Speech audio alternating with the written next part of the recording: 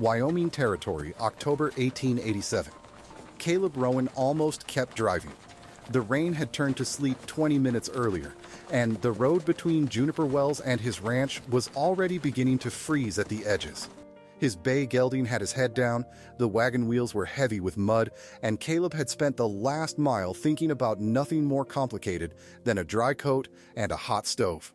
Then he heard a baby cry. It came from the ditch beyond the cottonwoods. Caleb pulled the reins. A woman stood beside a broken handcart with one wheel folded under it. She had one arm around a 5-month-old child and the other wrapped through the handle of a carpet bag. Her brown dress was soaked from the knees down. Wet hair clung to her cheeks. She had mud on one sleeve and a small cut across the heel of her hand. She saw the wagon stop and straightened. That told him something. Exhausted people slumped when help arrived. Frightened people prepared for the price of it. Caleb set the brake. "You hurt?" "No." The answer came too quickly. "The baby?" "Cold, hungry, angry with the world. Otherwise fine." The child proved the last part by crying again. Caleb glanced at the broken cart. One wheel had struck a washout hard enough to split the rim. A narrow trunk and 2 blankets lay in the mud beside it. "How far are you trying to go?" he asked. The woman hesitated. "Somewhere with a roof." That was not an answer to his question, but it was honest enough. "My place is 3 miles west." She looked past him toward the wagon, then down the road behind her, not ahead. Behind, Caleb noticed and did not ask why. "I can pay for a night in your barn," she said. "No need." "I didn't say there wasn't." He considered her for a moment, then nodded toward the bench. "House is warmer than the barn. You can decide what you owe me after you're dry." The baby had stopped crying and was staring at him from inside a brown wool blanket. Caleb reached for the trunk. The woman tightened her grip on it. "I'll carry that." "Fine." He took the broken cart instead. That seemed to surprise her more than an argument would have. "My name is Caleb Rowan. Hannah Pierce." She shifted the baby higher against her chest. "This is Evelyn." Caleb nodded once. "Evening, Evelyn." The baby blinked at him. Hannah almost smiled. Almost they loaded what could be saved, left the broken cart beneath the cottonwoods, and turned west. Caleb did not ask where Hannah had come from. He did not ask why a woman with an infant was walking a Wyoming road in October. He did not ask why she kept checking the track behind them whenever the wagon slowed. But before they reached his gate, he knew one thing. The storm was not the only reason she had been moving. Caleb Rowan's ranch house stood low against the wind, built of squared timber and fieldstone, with a porch that faced the eastern pasture. It was a good house. Strong roof, tight windows. A kitchen large enough for 2 people to work without stepping around each other. For 4 years, only one person had. Hannah noticed that without needing it explained. There was 1 cup beside the wash basin, 1 coat on the peg by the door, 1 pair of muddy boots beneath the bench. A second chair stood at the kitchen table, but it had a stack of newspapers on it. Caleb moved them before Hannah could. "Spare rooms through there." She followed his hand. Then she saw the rocking horse. It sat on a workbench against the far wall, half hidden beneath an old canvas cover. The head and body were finished, polished smooth from years of handling. 1 rocker was shaped and fitted. The other was still a rough piece of walnut, squared at the edges, never carved down. A child's toy stopped halfway through becoming a child's toy. Hannah let her eyes move on. Caleb had already seen her see it. Neither mentioned it. He built up the fire while Hannah took Evelyn into the spare room. She changed the baby's wet clothes, wrapped her in the driest blanket she owned, and sat on the bed for a moment with her forehead against Evelyn's soft hair. Until that summer, she had thought fear came in great events. A doctor setting down his bag. A church bell after a burial. A man standing in her doorway with papers in his hand and condolence already used up. She had learned since then that fear also came in smaller things. An unfamiliar horse on a road. A question at a station platform. A baby coughing once in the night. She heard pans in the kitchen and got up. Caleb was cutting potatoes when she appeared with Evelyn against her shoulder. "You cook?" Hannah asked. "Well enough to remain alive." That wasn't the question. He glanced at the knife in his hand. Then no. This time she did smile. It was brief, but Caleb saw it. "What are you making? Stew? With those potatoes? They've offended you already? They're cut like fence posts." Caleb looked at the potatoes. "I know fence posts. I can tell." He slid the cutting board toward her. Hannah tucked Evelyn into the crook of one arm and began fixing his work. They did not talk much while the stew cooked. Caleb asked if she wanted coffee. Hannah said yes. He poured it. She took one swallow and set the cup down with care. Caleb watched her. "What?" "Nothing, Mrs. Pierce, Mr. Rowan. Is the coffee bad?" Hannah considered lying. "You boiled it until it confessed to crimes it didn't commit." He looked into his cup. "I've been drinking this for years. I believe that is what happened to you." A sound escaped him before he could stop it. Not quite a laugh. Hannah heard it anyway. Evelyn slept through supper. Near midnight she began to cough.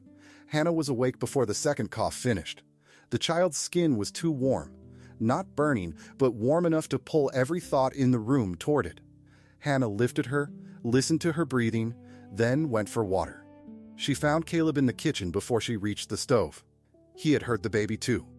"What do you need?" "Warm water." "Clean cloth." He moved without another question.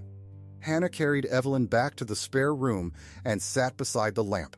She loosened the baby's clothing, wiped the sweat from her neck, fed her a little, and waited. Caleb brought the water. He stopped at the doorway. For the first time since the road, Hannah saw him uncertain. Not afraid of her. Afraid of the room. "You don't have to stay," she said. He looked at Evelyn. "I know." He brought a chair from the hall and sat near the door. That was all. He fed the stove when the room cooled. He replaced the water when it went cold. Once, when Evelyn cried hard enough to lose her breath, Caleb stood so quickly the chair scraped the floor. Then, he stopped himself. Hannah noticed his hands. They had closed into fists at his sides. Not anger. Memory. She said nothing. By 3 a.m, Evelyn's skin had cooled and her breathing had settled. Hannah finally leaned back against the wall. Caleb was still awake. "She's better," she said. He nodded. "You can sleep. So can you. She'll wake if I move. Then don't move." Hannah looked at him. "That your medical advice?" "Best I've got." She smiled with her eyes closed. "Terrible coffee. Questionable medicine. House is dry. That it is." For several minutes there was only the small sound of Evelyn breathing. Then Hannah said, "Thank you for stopping." Caleb rubbed one thumb across the heel of his palm. "My mother used to say there are 2 kinds of men on a bad road. The kind who stop, and the kind you remember didn't. Which kind was your father?" "The reason my mother had to say it." Hannah laughed quietly enough not to wake the baby. Caleb did too. At dawn, the sleet had stopped. The bridge east of the ranch had not survived the night. A neighbor rode over before breakfast to tell Caleb the creek had taken half the planks and no wagon would cross until men from town repaired it. Hannah listened from the doorway. "How long?" she asked. 2 days if the water falls," the neighbor said. "Longer if it doesn't." Hannah looked at Evelyn, then at the road. Caleb saw the calculation begin again. "You can stay until the bridge is open," he said. She turned toward him. "I'll work for it. You have a sick baby. I also have 2 hands. 1.5 when she's awake. That has been enough so far." Caleb knew better than to argue with the tone. Fine. By the second day, Hannah had found 3 jars of peaches Caleb had forgotten he owned, a sack of onions going soft behind the flour, and an account book whose figures appeared to have been entered by a man offended by columns. She held the book up. "Do you know how much you spent on feed last month?" "Yes, how much?" Caleb named a number. Hannah opened the book and turned it around. "You're wrong." He studied the page. "I wrote it down. You wrote down every purchase. You never added them. I knew it was bad. You preferred not to know how bad. That is different. It is not." He took the book from her. "I was happier yesterday. You were poorer yesterday." Evelyn made a pleased noise from the blanket on the floor. Caleb pointed at her. "Your mother's trouble."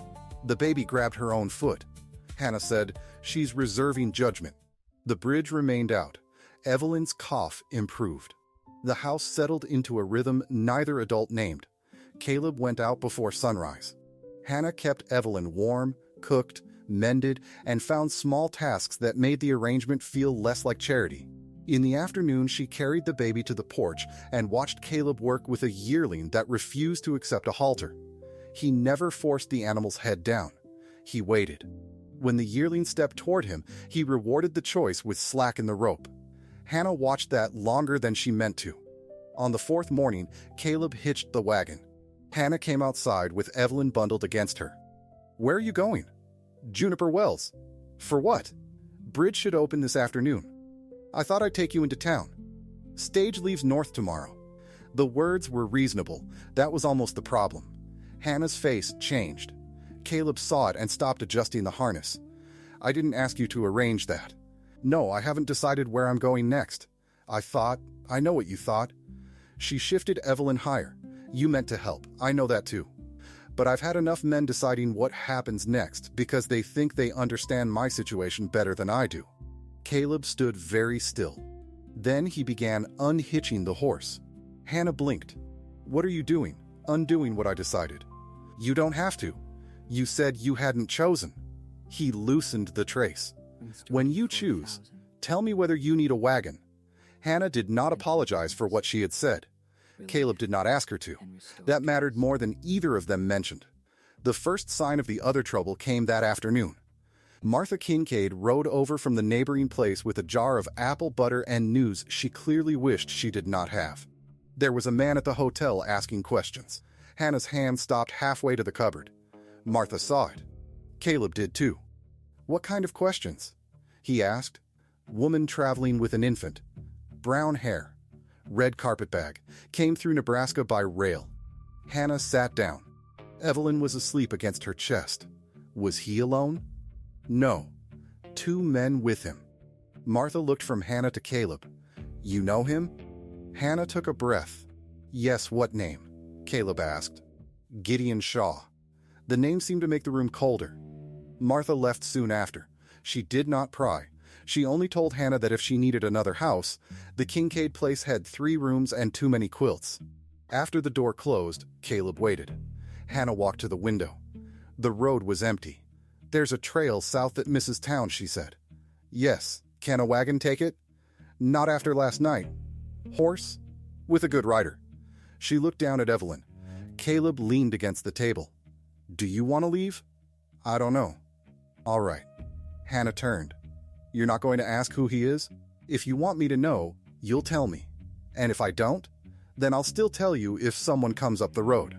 That answer followed her for the rest of the day. That evening, Caleb took the canvas off the rocking horse. He did not work on it. He only wiped a layer of dust from the carved head and covered it again. Hannah saw from the kitchen doorway. She went back to washing dishes before he turned around. The next morning, she told him the truth. Not all at once. It came in pieces because that was how hard things usually came when nobody had rehearsed them for an audience. Her husband had been Matthew Pierce. They had married 7 years earlier in Missouri and run a small boarding stable outside St. Joseph. They were not rich, but they were doing well enough to believe it might last. Outside the stable partnership, Matthew owned 40 acres around Sweetwater Spring, land his mother had left him. The spring ran year-round, even in dry summers. Gideon Shaw, Matthew's business partner and a mill owner downstream, had wanted Sweetwater for years because controlling the water would let him expand and raise the value of his other land. Matthew refused. They separated their accounts, and Matthew kept Sweetwater outside the partnership. Then, Evelyn was born. 5 weeks later, Matthew developed pneumonia. He died in 9 days. Hannah's voice slowed there. Caleb did not tell her he was sorry until she finished that part. She nodded once and continued. Gideon paid the doctor and the undertaker before Hannah had enough cash to cover either. He called it family kindness, though they were not family. Matthew had once called him the closest thing he had to a brother. A week after the burial, Gideon returned with a debt note and a transfer of Sweetwater Spring. He said Matthew had signed the transfer before he died. Hannah had never seen it. She refused to leave the land. Then Gideon filed a county court petition seeking guardianship of Evelyn, claiming Hannah was broke, grieving, and unable to manage property that partly belonged to her child. As guardian, he could petition to sell Evelyn's interest to himself. The hearing was set for November, Hannah said. Why didn't you stay and fight it? She looked at him. Caleb immediately regretted the question. But Hannah answered, because the judge borrowed money from Gideon's bank twice. Because the clerk's son works at his mill. Because every man who told me not to worry also told me Gideon was reasonable. She pulled a folded packet from inside the lining of her carpetbag. This is why he wants me found. Caleb did not reach for it. Hannah opened the papers herself. There was a burial receipt from the churchyard, a page from Matthew's stable ledger, a letter Matthew had written to Gideon in August, refusing again to sell Sweetwater Spring, and a copy of the transfer Gideon claimed was valid. Hannah placed one finger on the signature date. Matthew signed it September 15th. Caleb looked lower on the page. The witnessing statement was dated September 18th. He read it again. Matthew died on the 16th. He was buried on the 17th. Who witnessed this on the 18th? Hannah closed her eyes for a moment. That's the question Gideon never answered. For a moment, Caleb said nothing. Then he sat back. That's why you took the papers. That's why I ran with them. You think he'd destroy them. I know he tried to take them once. She closed the packet. Caleb's jaw tightened. Hannah caught it. Don't do that. What? Decide you're going to fix this. He looked at her. I was deciding Gideon Shaw sounds like a thief. That part is allowed. Caleb almost smiled. Then he became serious again. Juniper Wells has a probate judge, Samuel Avery. He doesn't owe me anything, which is useful. He doesn't like being hurried, which may be more useful. Hannah waited. Caleb folded his hands on the table. What do you want to do? She looked toward the window. For weeks, every answer had been leave. Leave the stable. Leave the station. Leave the town before the questions caught up. Evelyn stirred against her shoulder. Hannah touched the baby's back. I want to stop running. Caleb nodded. Then we start there. Hannah looked at the packet.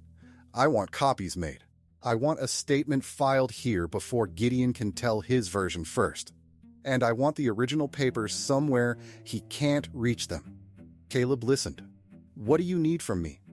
A wagon into town. He stood. Now? Now, he reached for his coat. Hannah stopped him. Caleb. He turned. Thank you for asking. He gave a small nod and opened the door.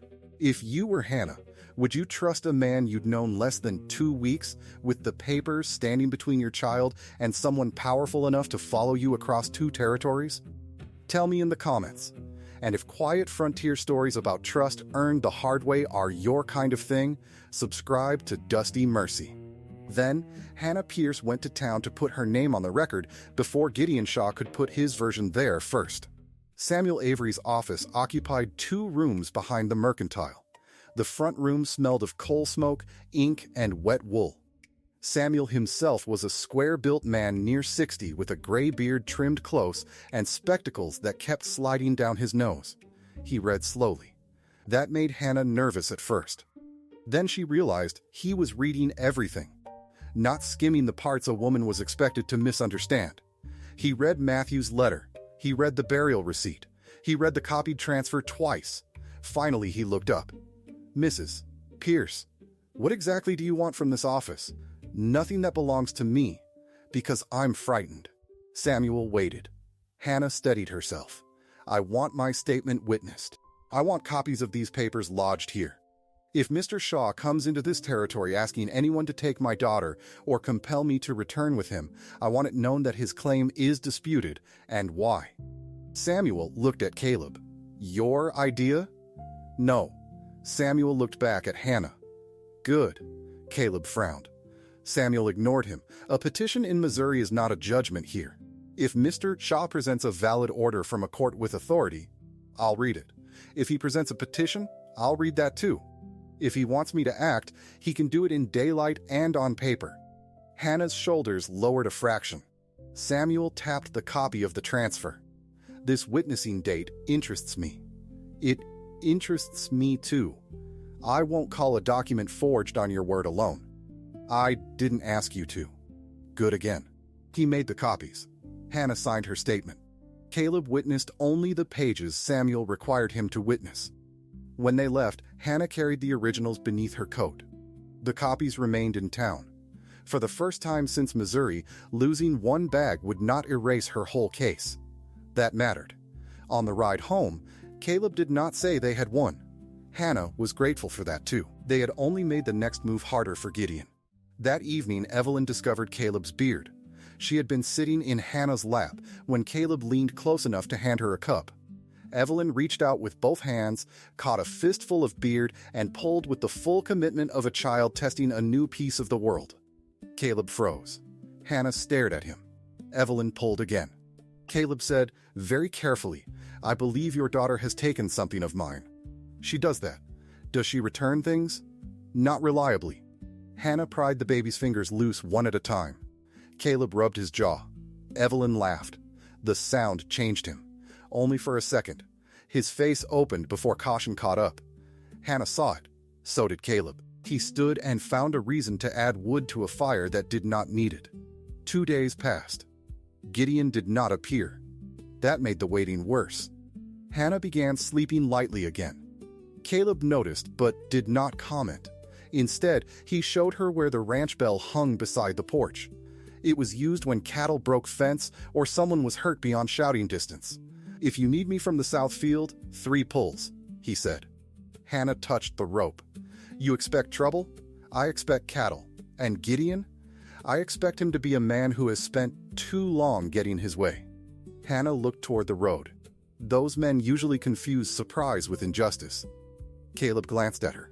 "That sounds learned." It was expensive. He did not ask what it had cost.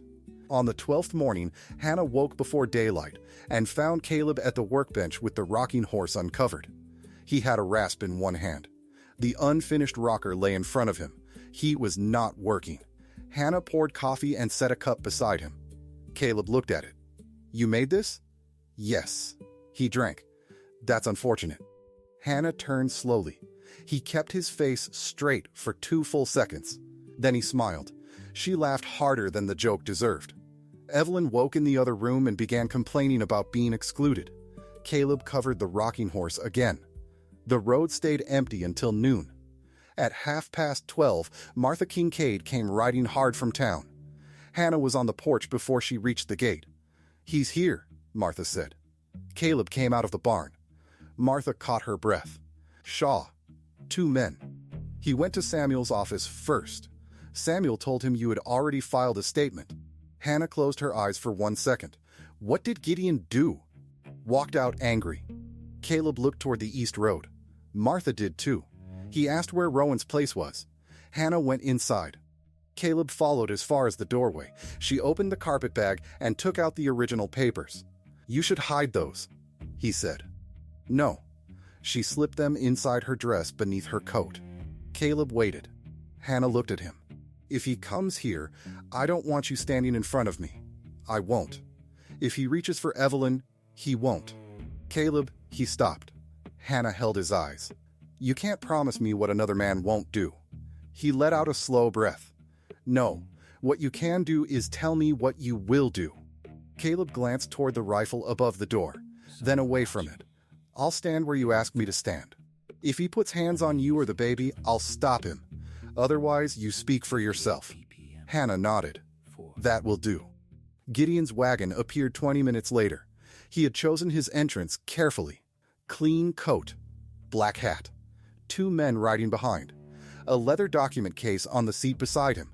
He wanted to look official. Hannah had spent enough time around men who borrowed authority from clothing to recognize the effort. She walked into the yard with Evelyn on her hip. Caleb came out of the barn and stopped several feet to her left, not in front. Gideon climbed down. He was in his early 40s, broad through the shoulders, expensive boots already muddy from the road. "Hannah, Gideon." His eyes moved to Evelyn. "You've made this harder than it needed to be. For you. For everyone." He glanced at Caleb. "You Rowan?" "Yes. This is family business." Caleb said nothing. Gideon turned back to Hannah. "I have the petition. I have Matthew's transfer. You have no money, no permanent residence, and no business dragging that child across the country because you're angry about a debt." Hannah felt the old fear rise. It arrived exactly as it always had. Fast heartbeat, cold hands, a strong urge to move before somebody else closed the road. This time she stayed where she was. "Show me the transfer." Gideon smiled without warmth. "You've seen it. I want to see the one you brought here." He opened the leather case. Caleb shifted his weight but did not move closer. Gideon unfolded the paper. Hannah did not take it. Read the witnessing date. His smile disappeared. "Hannah, read it." One of the men behind him looked toward the paper. Gideon lowered his voice. "You don't understand what you're doing." September 18th. She said it for him. The signature is dated the 15th. Matthew died on the 16th and was buried on the 17th. Your copy says his signature was witnessed on the 18th. The yard became very quiet. Gideon's jaw tightened. A clerk copied the witnessing date wrong. "Then you'll be happy to explain that to Samuel Avery. I don't answer to a Wyoming probate judge." "No, but if you want anyone here to answer to you, you'll start with him." Gideon looked at Caleb. "This what you've been filling her head with?" Caleb's expression did not change. "I've been told not to decide things for her." One of the hired men looked down to hide a reaction. Gideon noticed. That made him angrier. He stepped closer to Hannah. "You had nothing when Matthew married you. You have less now. Sweetwater is wasted in your hands. Sell it, pay what you owe, and let the child grow up somewhere respectable." Hannah's grip tightened around Evelyn. "Matthew didn't leave Sweetwater to you. He owed me. Then sue his estate. I tried to settle this privately. You tried to become my daughter's guardian. Because you ran. I ran after you filed." Gideon opened his mouth. Hannah did not let him choose the next sentence. "I have Matthew's letter refusing to sell you Sweetwater. I have the burial record. Samuel Avery has copies. If you take my originals, the copies remain. If you take me back by force, people here know why. And if you present that transfer in a hearing, you will have to explain why Matthew's signature was witnessed after he was buried." The two men behind Gideon were no longer looking like authority. They were looking like witnesses. Gideon saw that too. His eyes went flat. "You think these people will protect you forever?" Hannah answered before Caleb could. "No." That surprised him. "I think I finally stopped needing forever. I need today. Tomorrow I'll need tomorrow. That's enough." Gideon looked at Caleb again, perhaps hoping to find the real opponent there. Caleb only said, "Samuel's office closes at 5. For a few seconds, nobody moved. Then Gideon folded the transfer, put it back into the leather case, and climbed into the wagon. He did not leave town. That would have been too easy. He filed his petition with Samuel Avery the next morning. Hannah was there when he did. So was Caleb, because she had asked him to come. Samuel held the hearing in the larger room behind the mercantile. Gideon's two men sat against the wall. Martha Kincaid arrived uninvited and sat near the stove with the expression of a woman prepared to remember everything. Gideon spoke first. He described a debt. He described Matthew as impractical. He described Hannah as frightened, inexperienced, and unstable after her husband's death. He said he had only ever tried to protect Evelyn's inheritance. Samuel let him finish. Then Hannah spoke. She did not give a speech. She gave dates. Matthew died September 16th. Buried September 17th. The transfer itself was dated September 15th. The witnessing statement attached to Gideon's copy was dated September 18th. The letter Matthew wrote in August said he would not sell Sweetwater Spring. The stable ledger showed the land had been kept separate from their business accounts. The guardianship petition had been filed after Hannah rejected the transfer. Samuel asked Gideon whether he disputed the burial date. Gideon said the witnessing date was a copying error. Samuel asked for the original. Gideon said the copy was sufficient. Samuel asked where the original was. Gideon did not answer directly. That was the moment the room changed. Hannah felt it. Not victory. Something sturdier. Doubt had moved off her and onto him. Samuel removed his spectacles. I will not recognize this petition as authority to remove Mrs. Pierce's child. I will not compel her return to Missouri. I will keep certified copies of the papers both parties presented today." Gideon stood. "This is outside your concern. You brought it into my office." Samuel's voice remained calm. "And because a property transfer supposedly signed before Matthew Pierce died carries a witnessing statement dated after his recorded burial, I will forward a copy of it, along with Mrs. Pierce's statement, to the territorial attorney and to the clerk of the county where you say it originated." Gideon's face changed. For the first time, Hannah saw something she had not seen in Missouri. Consequences reaching him before he could arrange them for somebody else. He turned toward her. "This isn't finished." "No," Hannah said. "It isn't." Then she did the thing she had been too frightened to imagine 3 weeks earlier. She stepped closer. "When winter breaks, I'm going back. Not alone and not hiding. I'm going back with copies filed in 2 territories. And I'm going to challenge the transfer in the county record. Sweetwater belongs to Evelyn and me. If you want it, you'll have to prove your claim where everyone can see you do it." Gideon stared at her. Then he left. His 2 men followed, slower than they had entered. Nobody cheered. Hannah was grateful. It had not felt like a performance. It felt like a door she had finally closed with her own hand. Outside, the sky had cleared after 2 days of cloud. Caleb stood beside the wagon while Hannah adjusted Evelyn's blanket. "You all right?" he asked. "No." He nodded. A second later she added, "I think I will be." "That sounds more believable." She looked at him. "Your medical advice improving?" Slowly, they climbed into the wagon. "Halfway home," Caleb said. "The northbound stage leaves Friday." Hannah turned her head. He kept his eyes on the road. "If you want to keep going, I'll take you in. If you want to stay until spring, the spare room isn't needed for anything else." Hannah waited. Caleb's hands tightened slightly on the reins. He was giving her a choice. He was also hiding inside it. "Is that what you want?" she asked. He looked at the gelding's ears. "No." Hannah let him sit with that. "What do you want?" Caleb breathed out through his nose. "I want you to stay." "For winter?" He glanced at her. "For as long as you keep choosing it." Hannah looked ahead at the road. The ranch roof was visible in the distance. For weeks she had measured safety by how quickly she could leave a place. Now she tried measuring it another way. "I'll stay through winter," she said. Caleb nodded. "That'll do." Hannah smiled. "For now." That evening, after Evelyn was asleep, Hannah found Caleb beside the workbench. The rocking horse was uncovered again. She touched the unfinished rocker. "Can I ask?" Caleb stared at the wood. "Yes, who was it for?" He sat down. For a while Hannah thought he might change his mind. Then, he said, "My wife was named Nora." Hannah leaned against the table and waited. "We were married 11 years. She got pregnant in the spring of '83. His thumb moved along a cut in the workbench. "I started this in June. Kept getting the shape wrong. Nora said the child would be walking before I finished it." A tired half-smile appeared and left. The baby came early in October. A girl. We were going to call her May. Hannah did not move. Neither of them made it to morning. There was no useful thing to say to that. So, she did not try.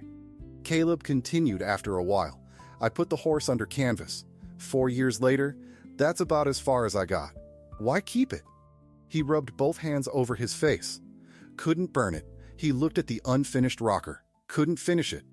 Hannah nodded. From the spare room came a small sound as Evelyn shifted in sleep.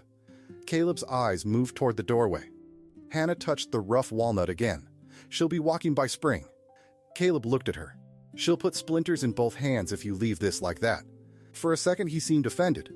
Then he laughed. A real one. "I suppose that's a practical concern." "It is. Mrs. Pierce. Mr. Rowan.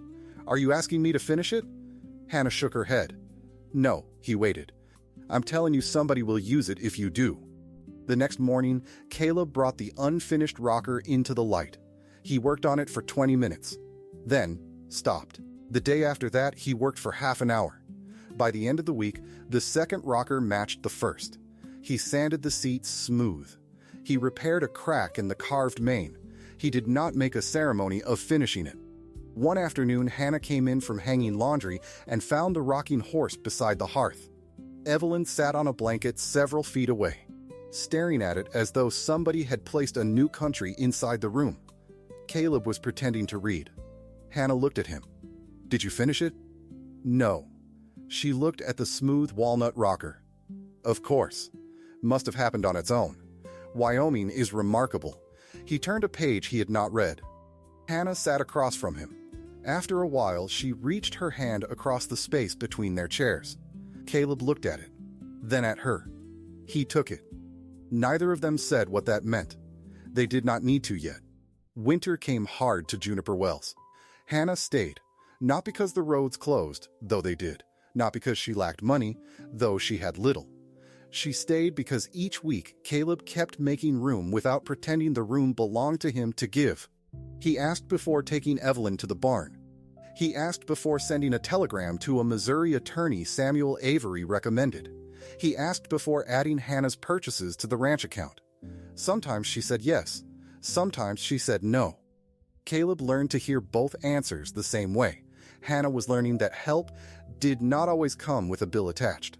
A letter arrived in February from Missouri. The county clerk had received Samuel Avery's certified packet.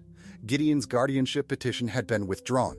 The transfer of Sweetwater Spring was under review because of the witnessing date discrepancy and the letter bearing Matthew's undisputed signature. The attorney advised Hannah not to sell anything and offered to represent her when she returned in spring. Hannah read the letter twice. Then she put it down. Caleb was at the table repairing a bridle strap. "What?" he asked. He withdrew the petition. Caleb set the strap down. "The spring? Still ours unless he proves otherwise. What will you do?" Hannah looked toward the room where Evelyn was sleeping. "Go back in April. Finish it properly." Caleb nodded. The answer cost him something. Hannah could see that. He did not ask her to change it. She loved him a little for that before she had decided what to call loving him. April came. Caleb drove Hannah and Evelyn to the rail station at Juniper Wells. Hannah's carpet bag sat between them. The same red one Gideon had used to describe her. This time, she was not carrying her whole life inside it. Copies of her papers were with Samuel Avery. More copies were with the attorney in Missouri. Martha Kincaid had Evelyn on her lap while Caleb loaded the trunk. When the whistle sounded, Caleb came back to Hannah. "You'll write?" he asked. "Yes, when you know what you're doing." "Yes," he nodded. Hannah waited. Caleb looked irritated with himself. "What?" she asked. "I had something better to say in the wagon." "What happened to it?" "Station scared it off." Hannah smiled. "Try the bad version." He looked at her then. "Come back."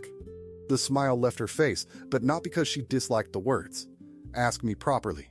Caleb took off his hat. "Hannah Pierce, when you're done fighting for what belongs to you, will you come back here because you want to?" She let him wait. Yes, then she kissed him once, quickly, before either of them could turn it into a speech. Martha Kincaid looked away with theatrical dignity and failed completely. The train carried Hannah east. She returned 7 weeks later.